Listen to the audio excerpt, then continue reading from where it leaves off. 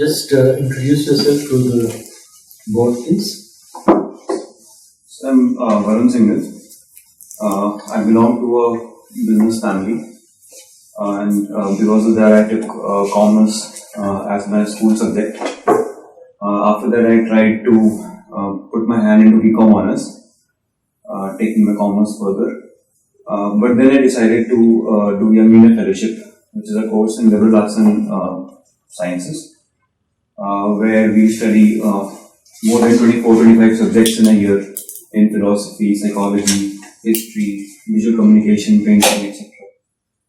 By the best of the teachers, and the students from different fields, like an academician, a sports person, a car racer, as well as a person from commerce background come in to understand different school of thoughts and understand the perspectives of different types of people in the economy. So I did that. After that, I started preparing for UPSC 2015, and I also did some job and self-employment things side by side. So currently I'm teaching Just law. you've seen, you have started some startups and You are teaching law. Yes, sir. When? Sir, in an institute in Rajendra Nagar to judiciary students. You have no background. No, No. sir. I'm a commerce graduate, but I took law as an option subject. So because of the 5 years that I invested in law, I actually scored highest marks in law optional all over India in 2017. So that actually led me to teaching law. Oh, very nice. So, Varun, you've given the civil services examination how many times? So this is my fifth attempt. And your first interview, Paul, or have you been called before? Yes, sir. 2017, I gave interview. And what were your marks? So 173. Out of? So 275. So you missed that because of your mains and written. Yes. By how many marks? So by 12 marks in the final list, and 12 marks was I cleared mains cut-off by 12 marks. Can you tell me something about disruptive technology? Yes, sir. The technology has created a lot of disruption in various sectors of the economy, as well as the lives of humans. So I recently knew about this device which can be inserted in your body and regulate the amount of insulin by triggering the insulin as soon as the insulin level in the body goes down, it triggers the insulin. So it is one of the kind of disruptive technology that I've seen. Another can be with respect to the agriculture, where drones are used to spray pesticides and fertilizers in the agricultural fields. And Okay, so why was this particular term in the news recently?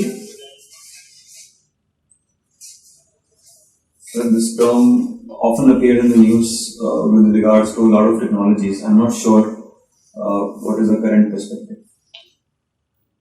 The person who devised this phrase, he passed away. Harvard Business School professor called Mr. Christensen. Right? Thank you. Tell me something about startups because you were involved in one.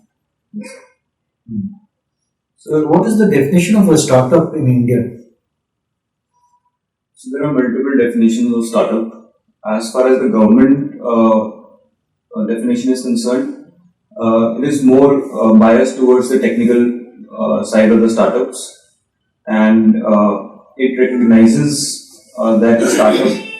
It recognizes a company as a startup which has not crossed 3-year mark of its operations, and or it has not done the operations at all.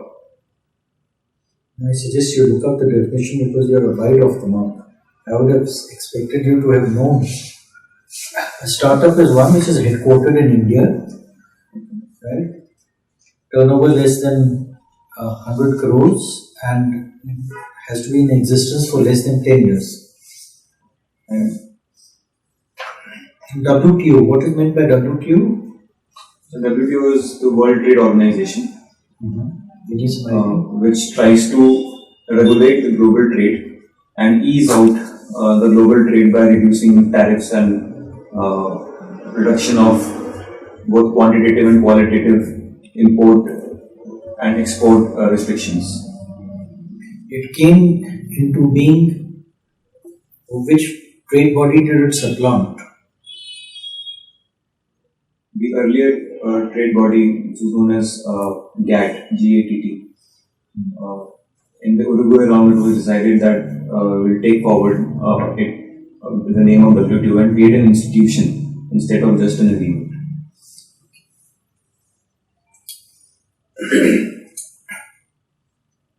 Recently, some retired Supreme Court judge said that collegium system was not as good as it was expected. What do you think? So, I think India is one of the countries which has the system of collegium, where the judges appoint judges. And this actually creates a problem of personal bias and is against the concept of nemo judex et causa sua, that is, one can not be a judge in his own case. So, I think the collegium system is also something. It is also something which is not given in the constitution. It is something which is interpreted innovatively by the courts. So, I think the collegium system should be reformed. And So that reform was NGSC. yes, sir. So NGSC was wrong. So there were some aspects of NGSC which were questionable, which were trying to give the government the veto power. So I would say that if the NGSC can be reformed in a way where the three organs, the legislative, executive and judiciary, have almost an equal say and a coordinated and collaborative commission is made where the judges are chosen by the coordination of all the three organs taken together, that will be a better system. Okay. Recently, in Ayodhya judgment, Article 142 was very much in news. What is the significance of 142 of Constitution? Yeah. So Article 142. 1.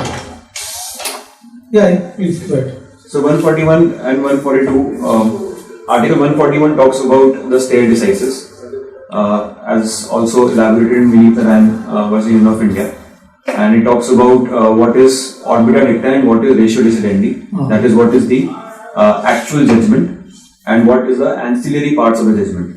So the ratio decidendi is the actual judgment and the core of the judgment, which is supposed to be enforced all over India.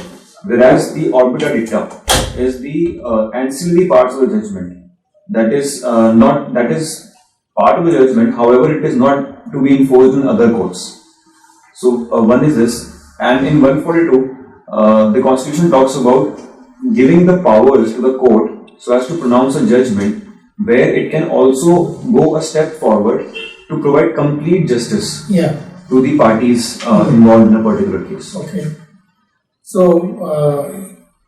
is the code, is this article 142 gives the court a way ahead from their jurisdiction? Yes, sir. Kind of. Or is they using beyond their power? So, in law it is said one is the letter of the law and the other is the spirit of the law. So, if Article 142 would not have been there, then the court's jurisdiction would have to be within the letter of the law.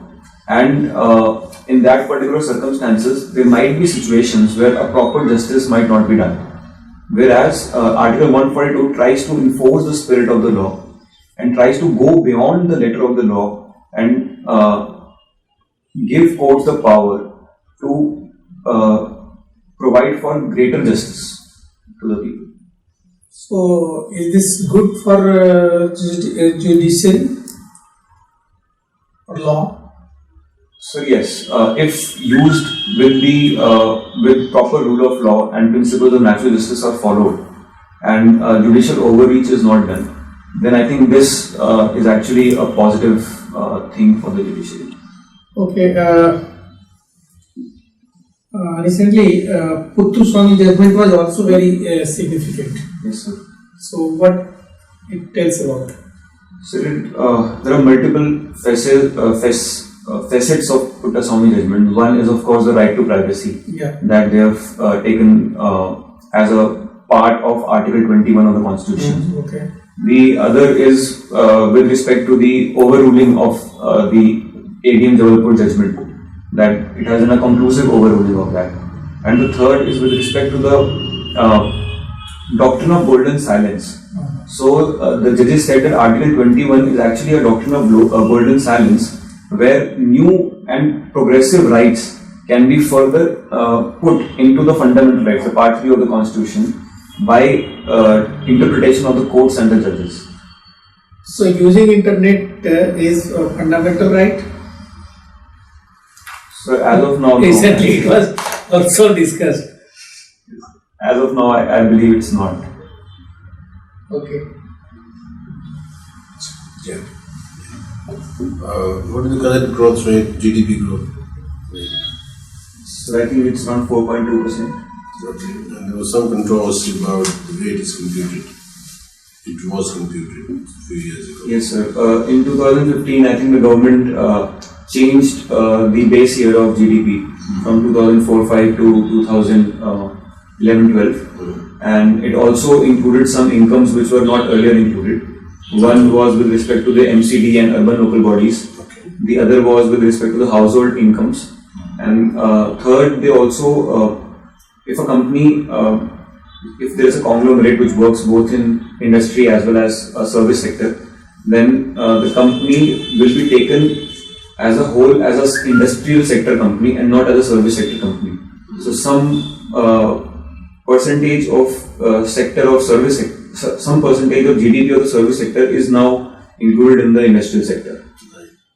Okay, so what, in your opinion, is the current virtual GDP rate, if I may say so, at the moment? If you go back to the base year, to 2003-4, as you mentioned. So I'm not sure, but there was estimation by the economist that there is a change of 1 to 2%. Change of 1 to 2%. So virtually you're sitting at about 2% GDP growth rate. So I'm not sure. This is something which is an estimation and not to be All right. empirically maybe it's. How do you compute GDP in the first place? In one method, more than one method? Yes, sir, there are I think more than one methods. One can be adding the consumption, the government expenditure, the savings, the investment, and the net exports. Okay. That can be one. The other is the income method, where the incomes of individuals, corporates, the government, they are added up.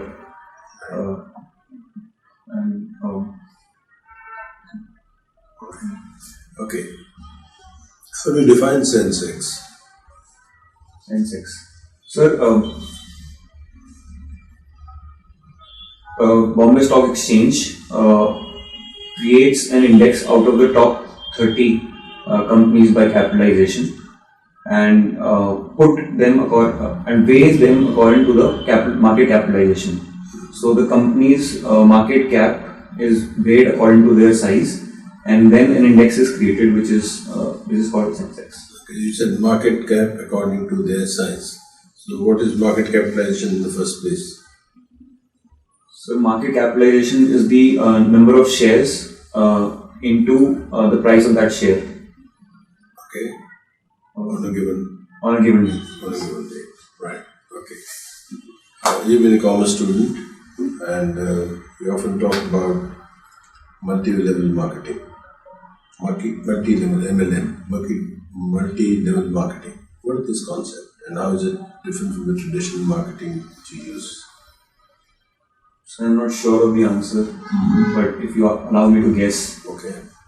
I think multi-level marketing would mean marketing at various levels with respect to the consumers, the wholesalers, the retailers, the suppliers, and this particular chain. The other can be with respect to different kind of classes and classes and social backgrounds in the society.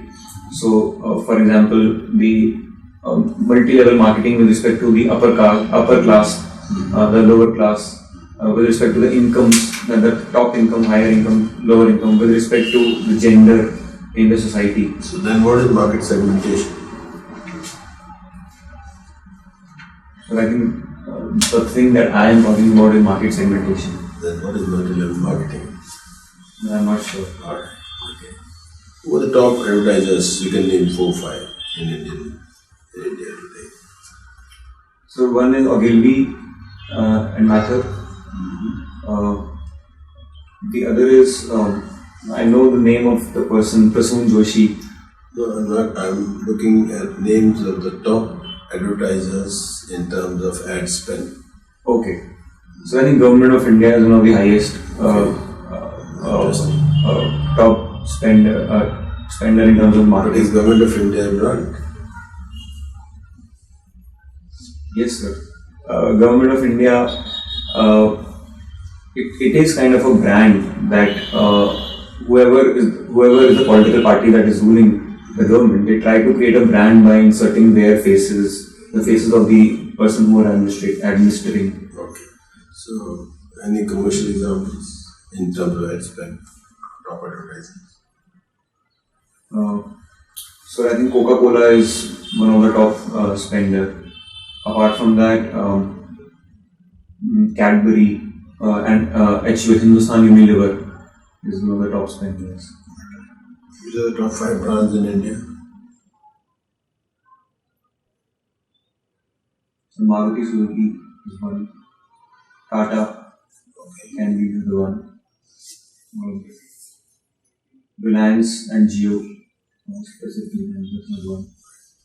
So, that brings us to the question, what is the difference between corporate branding and the branding in the convention sense, which we use the term?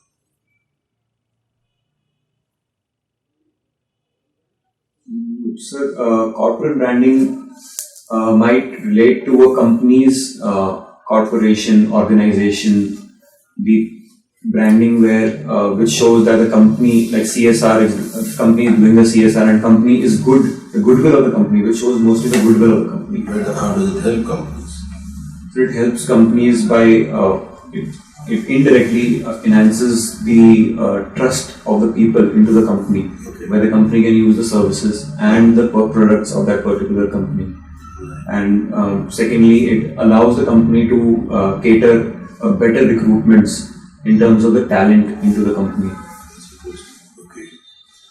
All right. What is?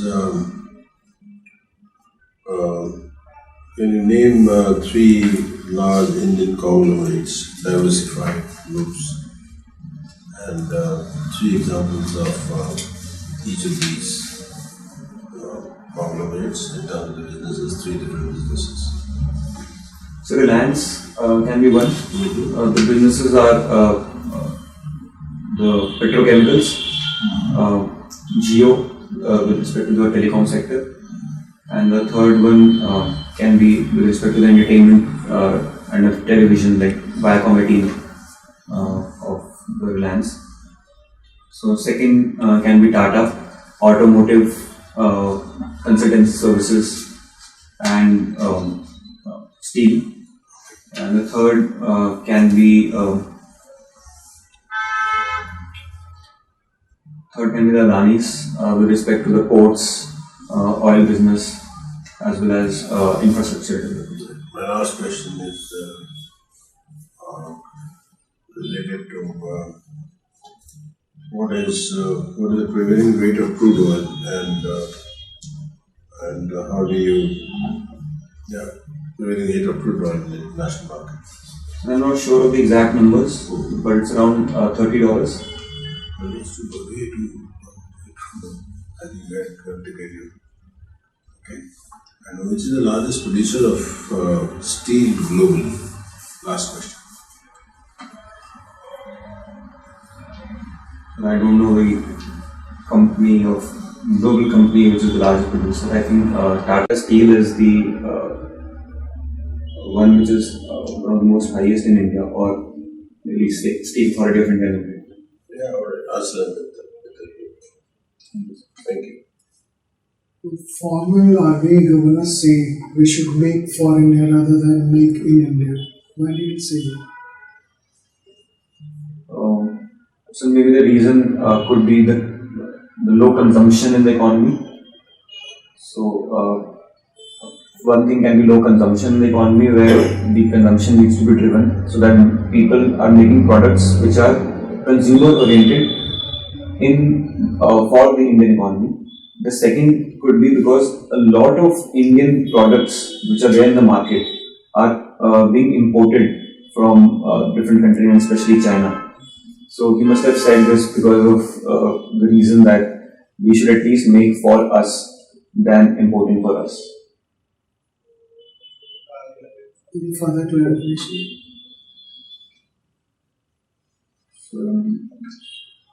Has Make in India failed? So it seems so that the lag in the industrial sector which is still there, and the fact that investments in form of FDI is still lagging, shows that Make in India has failed to an extent. However,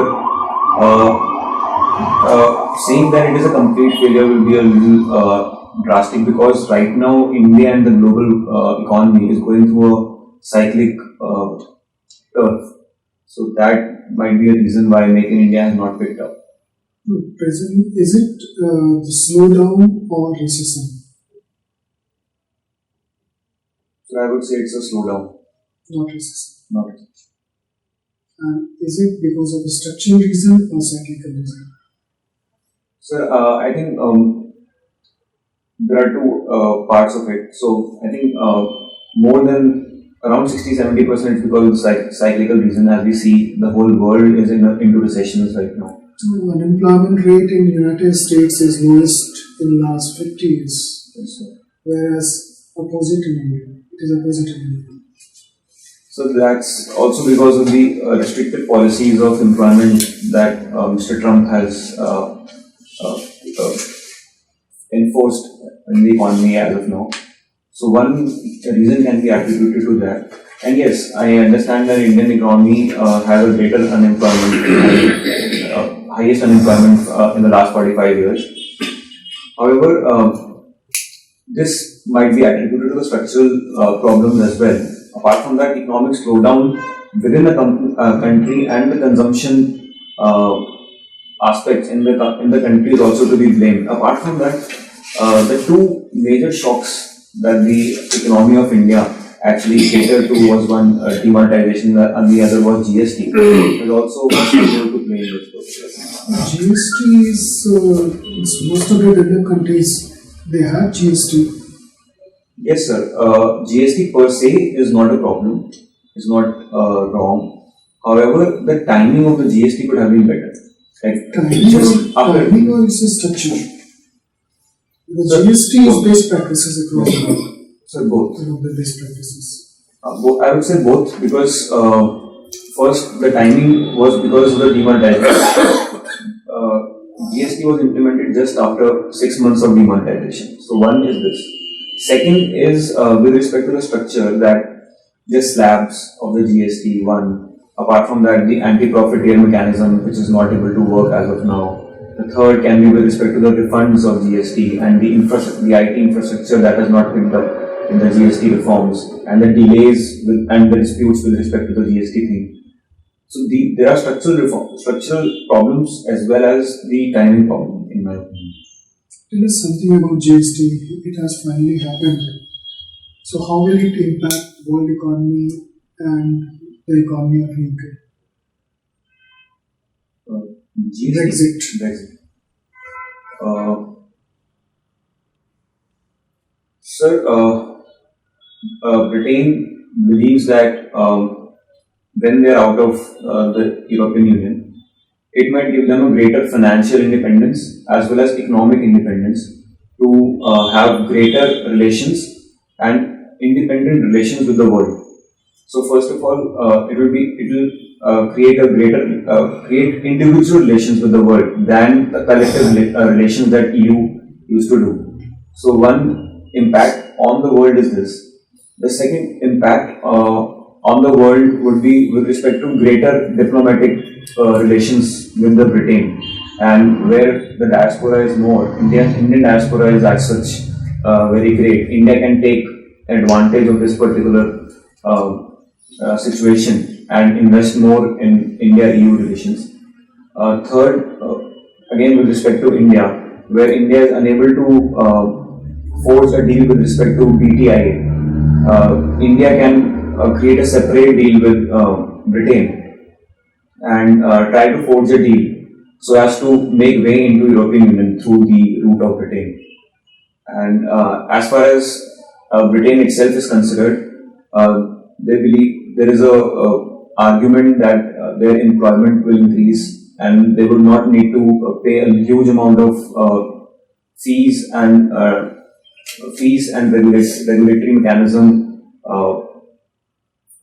regulatory mechanism tariffs to the EU. So they will save on money. Second, they will also save on with respect to the business going from Britain to the EU, because India recently signed bilateral investment treaty with Brazil. Why is it important? so I don't know the modalities of the treaty, but Brazil and India are somewhat similar and almost have almost the same kind of economic situations and social situations in both the countries. That is why we are grouped under the same brand of BRICS. And Brazil and India face almost the same problems like poverty and almost the same problems like industrial sector, lagging industrial sector. So we can actually learn from each other's experience, where Brazil has enforced Bolsa Familia as one of their prime schemes for the poverty eradication. India can also learn from that. Similarly, Indian businessmen can, even the infant and Any MSMEs. similarity between leadership? Yes, sir. I think both the leaders are right wing, and they are both capitalist oriented parties in power, where they try to allow free hand to the corporate sector and allow free flow of FDIs and investments throughout the country. Thank you. We'll have a quick discussion among ourselves and then you can come in exactly 90 seconds. Thank you. Thank you.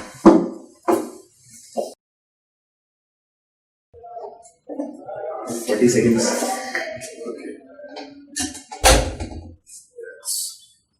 So, Varun, please. Your interviews on 21st. So, how did your interview go? This one. I think the last panel question was, I answered it, maybe my answer was very late in the last. So, Varun, our assessment is that you're a very good candidate. Hopefully, if your mains and your other papers have been done properly, essay, etc., then you should sail through. You just need to work on a few aspects so as to, even further refine your approach. One is be brief and business-led. Okay, so like when we asked you for your introduction, you needlessly went into details about that fellowship. That is not required. You just have to give a quick fire presentation of what you have done so far. And then, as far as your DAF is concerned, just be clear that there's some very typical questions are likely to come. Startup, you've been involved in a startup, so if you are not giving the definition properly, then that gives a bad impression. Okay? Do not guess. I saw that you have a tendency, once or twice you said, can I guess? Never guess. And I'll tell you why, because it gives a very wrong impression to the board that you are not a steady, fixed type. You are prone to some fluctuation and to thinking on speculative lines. We are not looking at your knowledge test, that's already been done. We are looking at your officer like qualities. So that goes against you. Current affairs, a little touching up what we would expect is, take some 40 sheets like this A4, and on each topic which is of current interest, make some notes, bullet points, just bullet points. So that will give a structure to the whole thing, and then when you revise it will be easier. Otherwise you can't retain huge amounts of knowledge. Also look up a TV program called WION, W-I-O-N. Have you heard of it? Okay, its World is One News, W-I-O-N. It gives you a capsule right in the beginning, in the morning, from 8 to 8:30 onwards. What's happening around the world? Is it channel or It's a channel, W-I-O-N. Right? And go there with a confident attitude, uncluttered mind. You'll do very well. If anyone would like to add. No, he is very confident and know various things. Overconfidence से बचा था उससे. लग रहा होगा और confidence? एक दो जगह पे लगा and वो लोग अभी डिस्कस किया टीचर लाइक जो ये है आप जो टीचिंग करते हैं ना so that is getting reflected in your answer. You become too much. So sir has rightly said, officer like be crisp and short. Sometimes you tend to take, especially while responding to other members' questions, you tend to include, kind of dual approaches are here. It can be both. You have to take a stand. You make clear. And in order to improve your chances of being correct, if I may say so, you take up one or two issues and club them together. And this is, I know it's a little bit of quick thinking on your part. So like the question about the economy where it was asked that it is more of a structural problem or a cyclical problem. So you said both. Yeah, taking one. Cyclic वाला तो issue खत्म हो गया क्योंकि जो होना था हो गया. दिस सिस्टम बेसिकली साइक्लिक वाला होता तो 2-3 महीने का इशू होता. So पर गवर्नमेंट का स्टैंड तो ये ना कि ये साइक्लिकल इशू अब मैं उसके अगेंस्ट भी नहीं जा सकता और वो पूरा करेक्ट भी नहीं है. That's the unfortunate part of information explosion and the triggered information which is being shared with masses at large. जैसे CAA भी एक इशू है उसमें भी taking any one stand That will not be Very strong. asked. So, no, it's too much of a hot potato. It's not great fields. सबसे ज्यादा उसी में लग रहा है. नहीं but ये मैं लॉबर्स पूरे इंडो इसलिए No, that should not be asked. I mean, you should be happy, and I think informally we can tell you that I mean the UPSC That is off the charts. off the listening agenda. It's not going to be. They've been sensitized not to ask questions on CAA. That's a relief. Otherwise, you've been very good, and I'm sure you'll do very well.